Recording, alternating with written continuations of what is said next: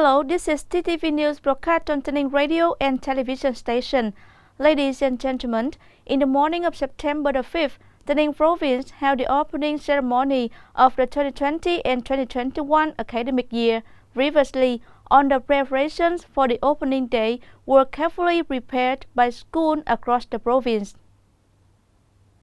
This year, over 230,000 pupils and students from kindergarten to high school in the entire province attended the opening ceremony of new school year. Due to the complicated situation of COVID-19, the Provincial People's Committee and Department of Education and Training require schools to strictly implement epidemic prevention measures to ensure the safety of students. This year's opening ceremony was held in the classrooms to ensure safety in the prevention and control of the COVID-19 pandemic, but still created a cheerful and exciting atmosphere for the opening day. Implementing the prevention and control of COVID-19 pandemic, Tay Ninh City has just received and conducted medical quarantine for over 300 Cambodian students returning Vietnam for the new school year. Accordingly, the students are isolated into concentrated isolation areas in Tay Ninh City. During the 14-day quarantine, the students will be conducting health check, ensuring the diet, providing masks, hand sanitizer, as well as essential items to serve their daily needs. In order to well implement the isolation work, the city has fully prepared essential living conditions for its isolation room, sending medical and security forces to be on duty around the clock to ensure safety. In addition, the city also strictly implements the process of infection control, prevention and control of cross-contamination in isolated areas, prepare treatment plans in case of suspected cases, carry out cleaning and disinfection, etc., in accordance with regulations to prevent the disease from spreading in the community. Tay Ninh Provincial People's Council recently had a working session with the Provincial People's Committee on the implementation of the work position project in Tay Ninh Province.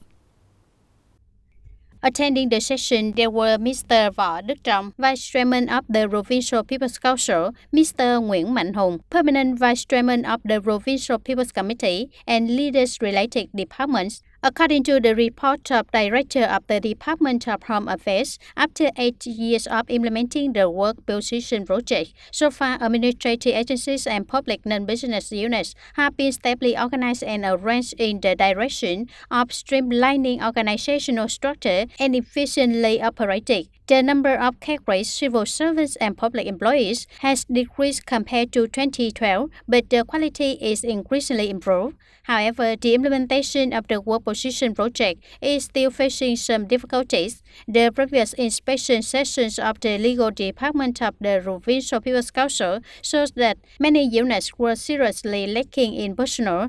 Mr. Phạm Hồng Thái, head of the legal department of Provincial People's Council, said that the work position project has not been strictly implemented closely and not feasible compared to reality from grassroots levels. Head of the legal department suggested the Provincial People's Committee keep directing departments to review and report shortcomings as implementing the project compared to the actual structure of work positions and payroll needs to the unit so that the People's Council and the National Assembly delegation of the province can submit proposals and solutions to the functional ministries.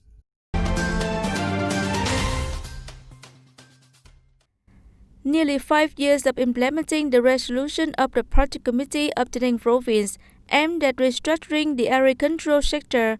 So far, the province has attracted nearly 30 investment projects in the fields of cultivation, husbandry, and aquaculture, with a total registered capital of nearly 2,000 billion Vietnam dong, bringing the total number of projects in the agricultural sector of the province to nearly 60 projects, with a total investment of more than 4,000 billion Vietnam dong.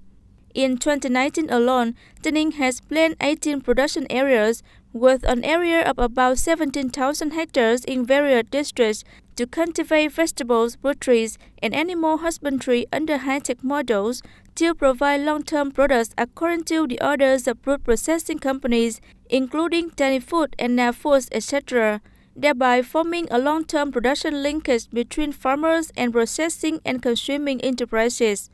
Since 2015, Tay Ninh Province has issued 10 policies to support agricultural and rural development. With the support of functional branches of Tay Ninh Province, many farmers have linked with large businesses towards integration. There are many good examples of farmers' enterprises leading in agricultural production according to VIGA process, applying water-saving irrigation systems, producing vegetables and fruits in net house, etc., successfully implementing the policy of developing high-tech agriculture of the province.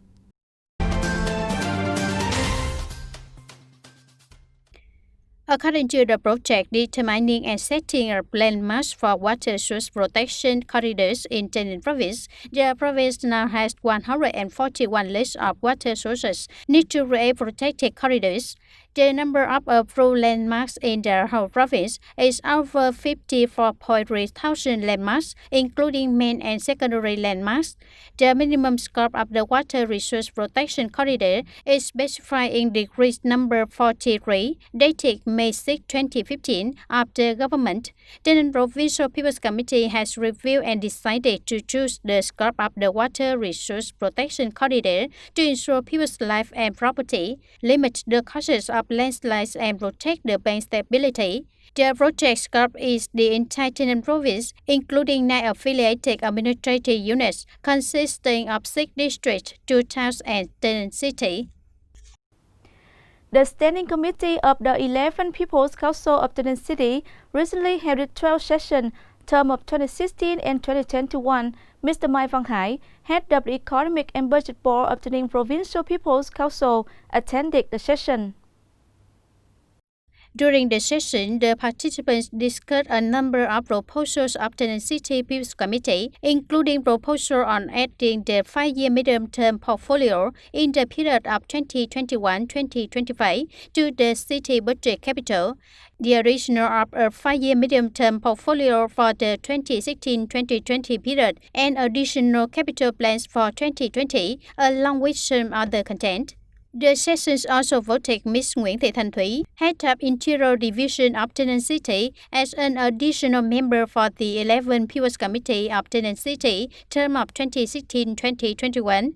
At the session, the City People's Council unanimously voted to adopt a resolution on adding the 5-year medium-term portfolio 2016-2020 period and supplement the 2020 capital plan to the city budget. Resolution on investment policy for Road C project, extending Lê Duẩn Street, and resolution to vote additional member for the City People's Committee, term of 2016-2021.